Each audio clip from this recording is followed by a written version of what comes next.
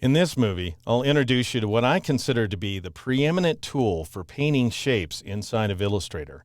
It does have an unfortunate name, however. It's this guy right there. It's called the Blob Brush tool, which implies that all it does is paint blobs, and that's not true. It doesn't do anything of the kind.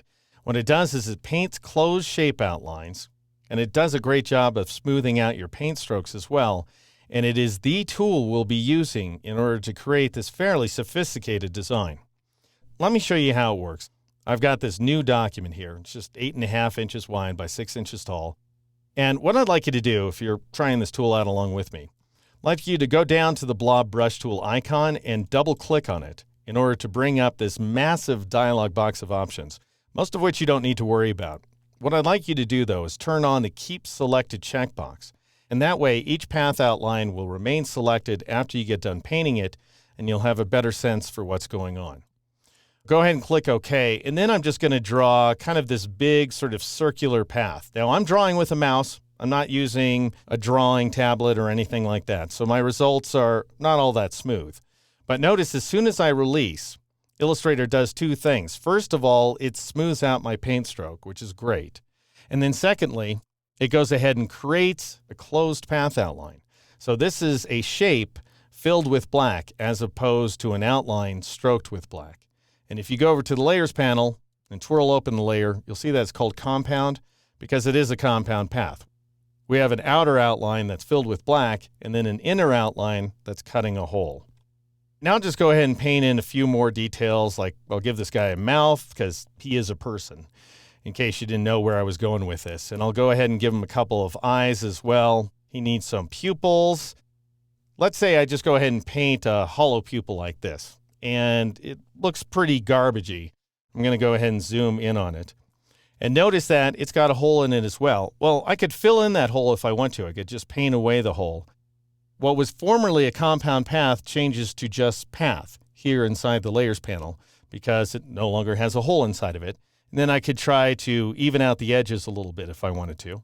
And I'll go ahead and paint in another pupil as well over here on the right-hand side. Maybe paint a nose as well. And notice as soon as I paint this nose next to his eye, the two path outlines join together into a single outline. And that's the way the tool is designed to work. As long as you're painting with a consistent color, in my case black, Illustrator's going to go ahead and join all those paths together. If you don't want them to join together, one option is to change your fill color. Just to make sure I'm not affecting the selected path, I'll press Control-Shift-A or Command-Shift-A on the Mac to deselect it. And then I'll go up here to the Control panel and click on that first swatch, and I'll switch to this sort of light beige color. Then I could go ahead and paint in his flesh, let's say. But I'd like to get a little more work done more quickly than having to scrub around in here like this. So I want to increase the size of my brush, and I can do that on the fly using the square bracket keys. And these are the keys that are to the right of the P as in Paul key on an American keyboard. So if you press the right bracket key, you'll increase the size of the brush, and I'm pressing the key many times here. If you press the left bracket key, you'll decrease the size of the brush. If you really want to go nuts, then you can press and hold the right bracket key, and it'll grow continuously.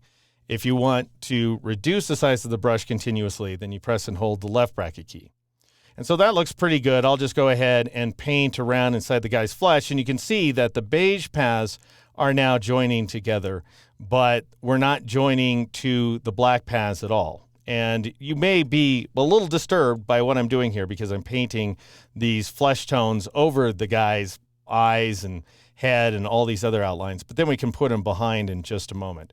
But for the present, I just want to make sure that I'm painting things in relatively well. We can always go back and change these things later on down the line.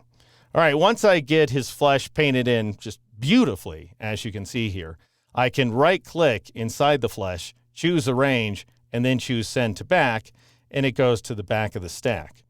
And I'm going to press the V key to switch back to my black arrow tool, and then click on an empty portion of the document to deselect that path outline. Now, I want to stress, even though you may not like what I've come up with so far, every single one of these items is an independent path outline. So I can click on this pupil, for example, and maybe move it to a different location if I don't feel like this guy's looking at me exactly the way I want him to. And I have complete control. I could grab this guy's head, for example, partially marquee everything, and I could go over to the scale tool, and I could drag in order to make his face bigger. I could drag inward to make his face smaller. I could come in from the side while pressing the shift key if I wanted to make his face a little skinnier, for example. So even though this is a pretty basic painting tool, it does result in vector-based path outlines that you can modify to any extent you like. Looking at this, you may say, well, Deke, you've got a few problems here. You painted the flesh outside of the face down in the lower left corner. We've got some flesh in the eyes. His eye's a little lumpy. That's where the Blob Brush's partner in crime comes in, and it's located directly below. That's the eraser tool, and I'll show you how that tool works in the next movie.